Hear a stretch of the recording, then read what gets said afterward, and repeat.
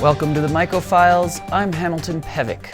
Please click the subscribe button and like and comment to validate my existence. To cut or pluck has been a debate for what feels like centuries. Wholehearted vitriol has been expressed on both sides of this endless debate, and tonight we will end the discussion until some noob reignites the fire. Underneath that simple question lies a bigger, darker one for mycophiles to ask: is collecting mushrooms sustainable?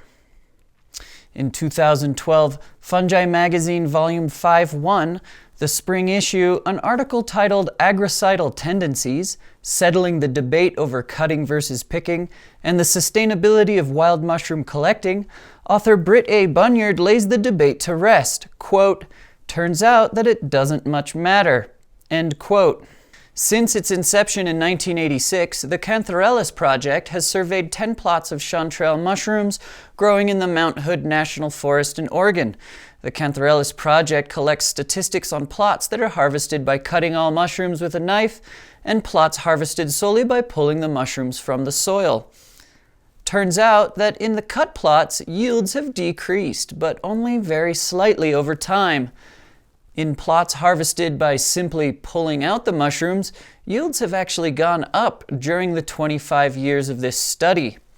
A 2006 study authored by Simone Egli et alia, simply referred to as the Swiss study, the researchers involved in the Swiss study said cutting with a knife may do more harm than good because it leaves a severed stump of the mushroom, which can become a site of infection by pathogens of mushrooms like bacteria and other fungi.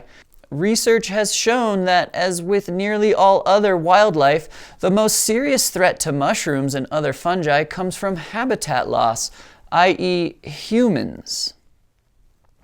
As a caveat to this story, it's important to mention that the Cantharelis project did some amazing science. As part of the study, every single chanterelle mushroom is harvested across 10 different patches from 1986 to 1997. Each mushroom's position within the plot was recorded, and all specimens were dried, vouchered, and kept for future research. That is a shameful amount of uneaten chanterelles, and some super hardcore sciencing. Excellent use of willpower. Go team. Now let's check in with our forest correspondent.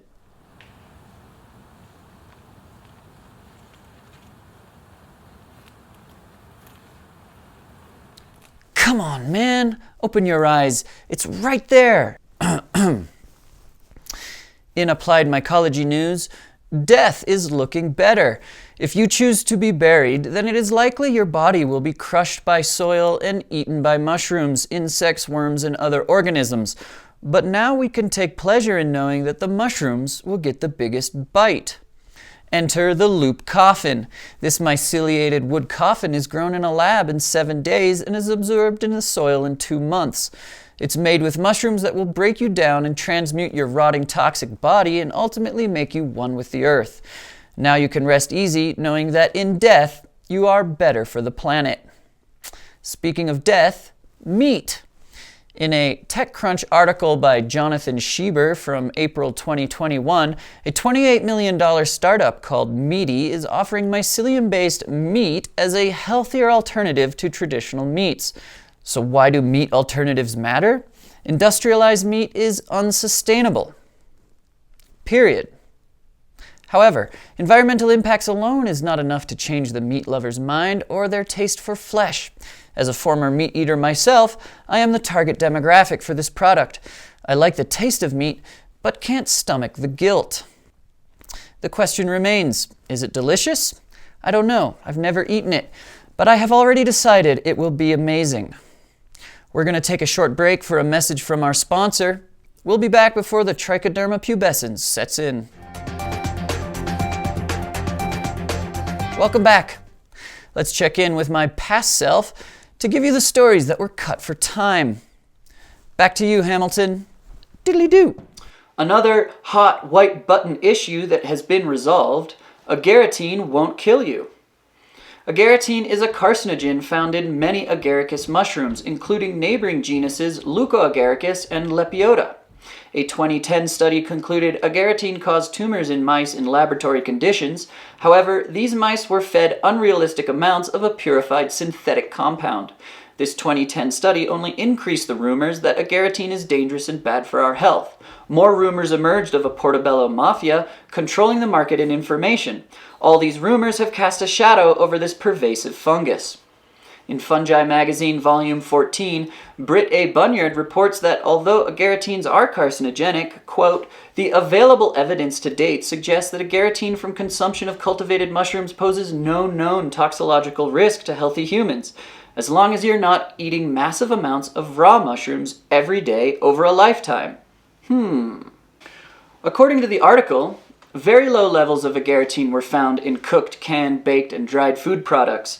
I quote, in short, mushroom and synthetic agaritine are not the same thing. Additionally, mice are not humans. Really?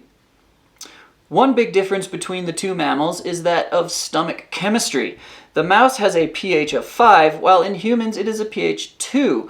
Many of the previously cited studies say that in addition to agaritine breaking down in the presence of ambient levels of oxygen, agaritine also quickly breaks down under acidic conditions.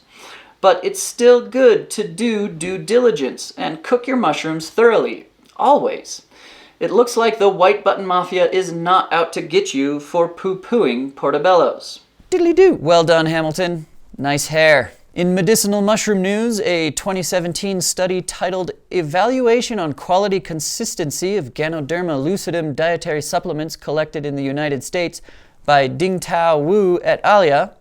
In this study, 19 batches of reishi products purchased in the United States were evaluated based on their bioactive components, including triterpenes and polysaccharides, by using chromatographic methods and saccharide mapping. The results showed that the measured ingredients of only 5 tested samples were in accordance with their labels, which suggested the quality of Ganoderma lucidum dietary supplements in the U.S. market is very poor, and stricter quality controls need to be put into place. High-performance thin-layer chromatography, HPTLC, is a simple and rapid technique for the routine quality control, which provides picture-like chromatograms with special colors.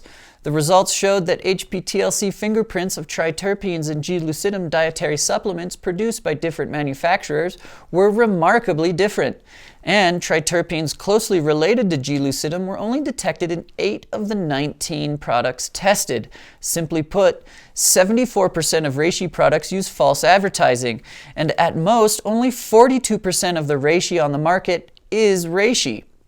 And that was in 2017. With hundreds of new brands available now in 2021, one can only imagine the mountain of shit on the market.